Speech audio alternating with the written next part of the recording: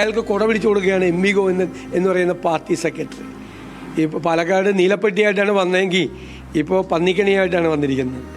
ഇത് ഇത്രയും ഹീനമായ ഒരു ആരോപണം ഉന്നയിക്കാൻ എന്തടിസ്ഥാനത്തിലാണ് ഈ കുഞ്ഞിൻ്റെ മരണം, ആ കുഞ്ഞിൻ്റെ മരണത്തെ സംബന്ധിച്ച് എല്ലാവരും വിഷമിക്കുമ്പോൾ, എല്ലാവരും ദുഃഖിക്കുമ്പോൾ അത് തെരഞ്ഞെടുപ്പിനോട് അതിനെ കൂട്ടിക്കെട്ടുന്ന ഈ ഒരു ഹീനമായ ആരോപണം അത് പിൻവലിക്കണം. അല്ലെങ്കിൽ ഈ മന്ത്രിസ്ഥാനത്ത് നിന്ന് രാജിവെച്ച് ഇറങ്ങിപ്പോകണം. ഒന്ന്, അദ്ദേഹം ഈ കസേരയിലിരിക്കാൻ യോഗ്യനല്ല. കാരണം ഒരു പണിയും ചെയ്യുന്നില്ല വനം വകുപ്പ്. വന്യജീവി ആക്രമണങ്ങളിൽ നിന്ന് സംസ്ഥാനത്തുടനീളം വന്യജീവി ആക്രമണം വരികയാണ്. മാനന്തവാടിയിൽ കടുവ ഒരു സ്ത്രീയെ കൊന്ന് ജനങ്ങൾ പ്രതിഷേധിക്കുമ്പോൾ അദ്ദേഹം കോഴിക്കോട് ഫാഷൻ ഷോയിൽ പാട്ട് പാടിക്കൊണ്ടിരിക്കുകയായിരുന്നു. അതാണ് ടിപ്പിക്കലായിട്ട് പറയുകയാണെങ്കിൽ അതാണ് ഒരു കാര്യവും കഴിഞ്ഞ 3-4 വർഷമായിട്ട് ഒന്നും ചെയ്യുന്നില്ല.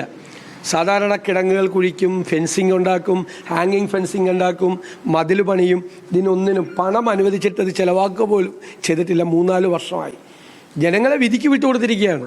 ഈ ഏറ്റവും കൂടുതൽ വന്യജീവി ആക്രമണത്തിൽ ജനങ്ങൾ വല്ലാതെ, ഞങ്ങൾ പല സ്ഥലങ്ങളിലും പോയി, അവിടെ എല്ലാം ജനങ്ങൾ വല്ലാതെ ഭീതിയിൽ കഴിയുന്ന ഒരു തൊട്ടപ്പുറത്താണ് കരുവാരക്കുണ്ട്.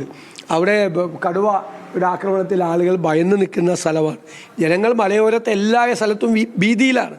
അവിടെയാണ് ആളുകൾ ഈ കെണി വെച്ച് പന്നിയെ പിടിക്കാൻ സ്വയം തയ്യാറാകുന്ന ഒരു സ്ഥിതിയിലേക്ക് ആളുകൾ പോകുന്നത്. ഗവൺമെൻറ്റിൻ്റെ നിഷ്ക്രിയത്വമാണ് ഇതിനെല്ലാം കാരണം. രണ്ടാമതൊരു കാര്യം എനിക്ക് പറയാനുള്ളത്, നമുക്കറിയാം നമ്മുടെ രാജ്ഭവനിൽ RSS നേതാവ് ഗുരുമൂർത്തി വന്ന് പ്രസംഗിച്ചു. രാഷ്ട്രീയ പ്രസംഗമാണ് നടത്തിയത്. മുൻ പ്രധാനമന്ത്രിമാരെ അധിക്ഷേപിച്ചു. പ്രതിപക്ഷം 22-ാം തീയതി അതിശക്തിയായി അതിനെതിരായിട്ട് പ്രതിഷേധം പ്രകടിപ്പിച്ചു. ഞങ്ങൾ ഗവൺമെൻറ്റിനോട് ഈ രാജ്ഭവനെ രാഷ്ട്രീയ വേദിയാക്കി പ്രതിപക്ഷ നേതാവ് വി.ഡി. സതീശൻ മാധ്യമങ്ങളോട് സംസാരിക്കുകയായിരുന്നു.